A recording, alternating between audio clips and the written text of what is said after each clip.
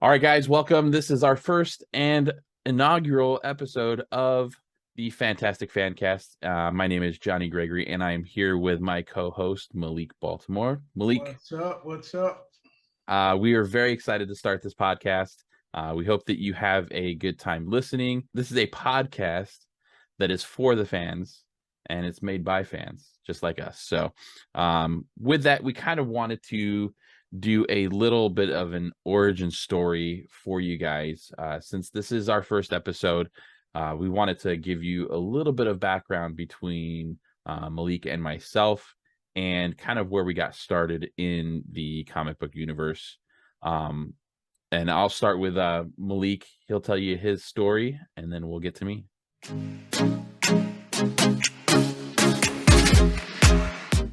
What's up, man? So I think my first comic that I ever saw or ever read was actually through the Justice League animated series, like the old one. Yeah. And then it kind of got me into John Stewart, which then led into Green Lantern. But John Stewart was like the first person that kind of just really made me get into comics. I mean, I guess it's I can't even say that because I guess that's technically a lie. I guess Spider-Man too, because obviously I'm that generation of Spider-Man that from Toby. Yep. Yeah. So Oh, yeah. I guess I don't know. I guess you could say both. I guess I'll give it to both of them. But technically, comic wise, John Stewart was like the first person that I read anything on because of the Justice League. Obviously, shit, that was like the Yeah. first black character that I had ever even seen. Nice. Uh, Yeah. but yeah, no, like I think those two were like my first two, and then Spider Man is my all time. Man, you can never get better than Spider Man. You can't get any more comic than Spider Man. Like that's like the OG goat of like comics. Nice. That's awesome. Especially coming DC then a lot over into Marvel now these days. Right?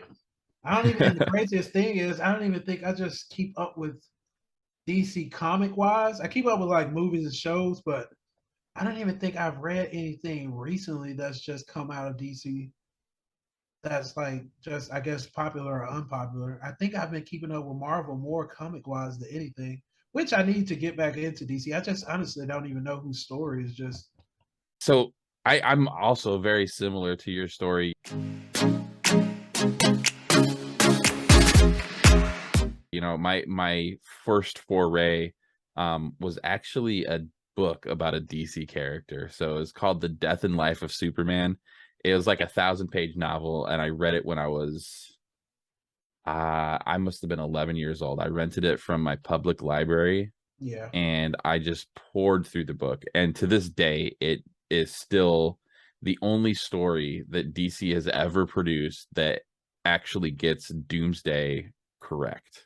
Yeah. And it's one of those things that you just you remember so vividly that all the events that happened leading up to Doomsday, what happened during and after, when Superman died. Like it's, if you've never actually read that book, it's an amazing read.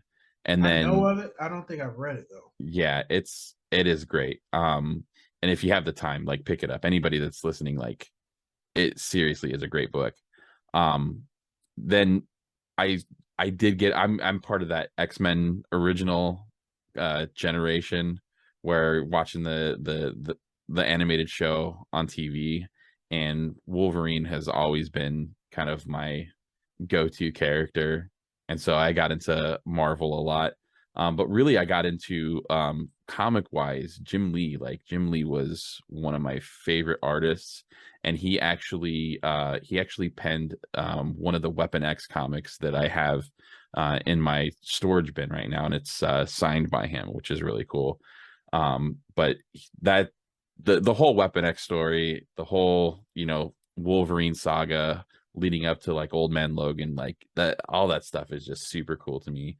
And as you can see, like, I kind of, for anybody that's not listening to the podcast and viewing on YouTube, like, I kind of have quite the beard going on. So, Yeah, I'm you should go send in an audition tape to Feige. one day.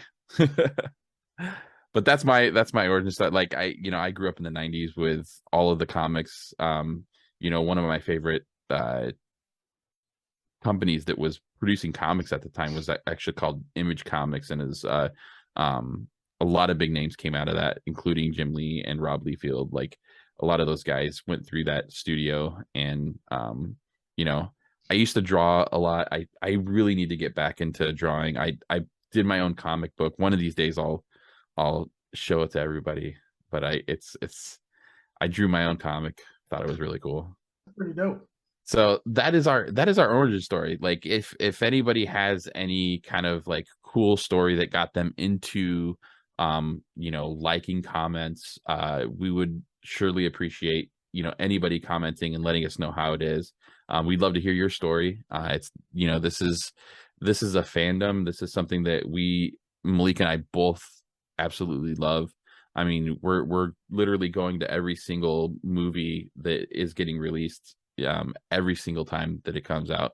So we're true fans of the genre. Dude, I just noticed your Spider-Man 2099 comic book in the background. I have that book. I have a copy of that in my garage. Like that actual one.